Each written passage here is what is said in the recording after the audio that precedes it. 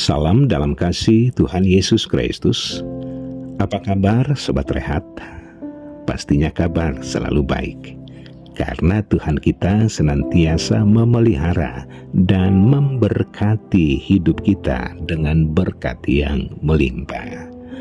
Suara Tuhan menyapa melalui renungan harian teraya Minggu 18 Februari 2024.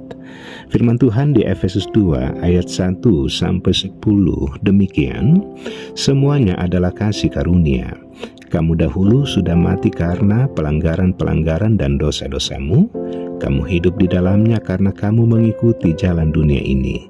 Karena kamu mentaati penguasa kerajaan angkasa, yaitu roh yang sekarang sedang bekerja di antara orang-orang durhaka.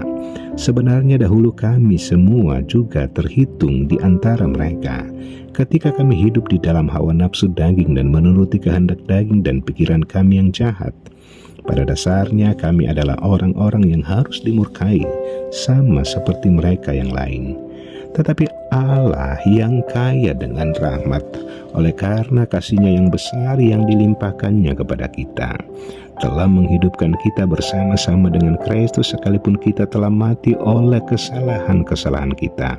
Oleh kasih karunia kamu diselamatkan, dan di dalam Kristus Yesus Ia telah membangkitkan kita juga dan memberikan tempat bersama-sama dengan Dia di sorga, supaya pada masa yang akan datang Ia menunjukkan kepada kita kekayaan kasih karunia-Nya yang berlimpah-limpah sesuai dengan kebaikan-Nya terhadap kita dalam Kristus Yesus.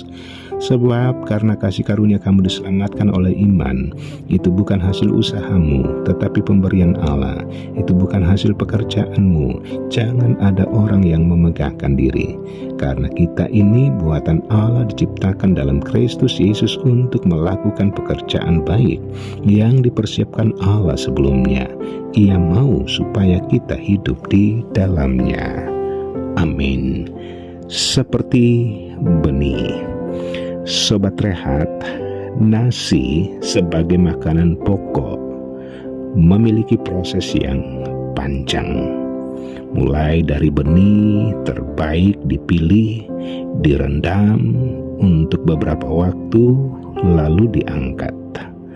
Setelah berkecambah, gabah telah menjadi benih yang selanjutnya disemai dan ditanam.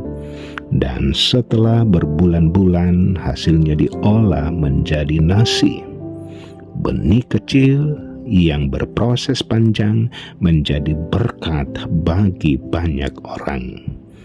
Namun terlepas dari semua proses itu, tokoh utamanya adalah Kristus Sang Penebur.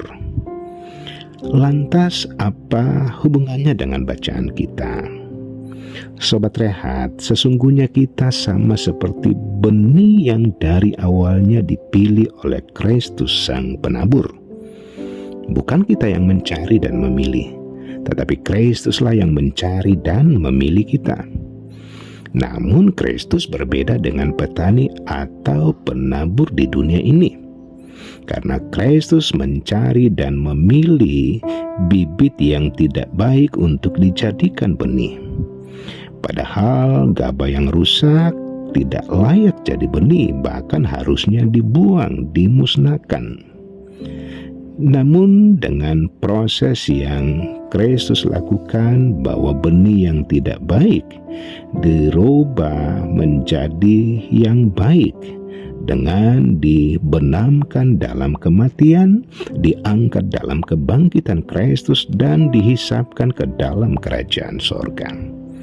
Kita dilayakkan dari semua ketidakbaikan kita dan berubah menjadi layak karena kasih karunia Allah. Layaknya gabah yang tidak baik diubah menjadi bibit yang terbaik. Semua itu bukan karena usaha dan persembahan kita. Tidak pantas untuk kita menyombongkan diri, tetapi bagaimana menghargai dan mensyukuri kasih karunia Allah. Pada dasarnya kita menjadi bibit yang terbaik. Di Minggu Prapaskah ini, kita kembali diingatkan bahwa kitalah tiap benih berharga milik Kristus. Semuanya berlangsung dalam diri dan karya salib Kristus, supaya kita diubahkan menjadi baik dan berharga. Sama seperti benih yang baik, selayaknya kita menjadi saluran berkat bagi dunia ini. Artinya bahwa kehadiran kita di tengah dunia ini adalah menjadi benih dalam mewujudkan kerajaan Allah di tengah-tengah dunia. Amin. Mari berdoa. Allah Bapa di sorga, kami bersyukur bahwa sesungguhnya kami tidak layak dengan segala dosa dan pelanggaran kami. Tetapi karena kasih karunia Allah di dalam Tuhan Yesus Kristus sebagai penabur yang sejati, kami diangkat dan dijadikan menjadi anak-anak Allah yang berharga, bahkan diberikan kehidupan, dimahkotai dengan keselamatan di dalam Tuhan Yesus Kristus. Apa yang baik yang berasal dari Allah akan menggerakkan dan menggetarkan kami juga melanjutkan kebaikan, bahkan menjadi saluran berkat di tengah kehidupan ini lewat karya kerja dan pelayanan anak-anak Tuhan. Allah Bapa di sorga, di sepanjang hari ini bersama dengan Tuhan, kehidupan kami diberkati, kekuatan yang terindah dari Allah, kiranya kami senantiasa setia di dalam mengiring Tuhan. Ampuni segala dosa keterbatasan kami di dalam nama Tuhan Yesus. Dan karena itu Sobat Rehat, terimalah berkat Tuhan. Tuhan memberkati engkau dan melindungi engkau. Tuhan menyinari engkau dengan wajah-Nya dan memberi engkau kasih karunia. Tuhan menghadapkan wajah-Nya kepadamu dan memberi engkau damai sejahtera. Amin. Demikian sapaan firman Tuhan, maju terus di dalam Tuhan. Tuhan Yesus memberkati.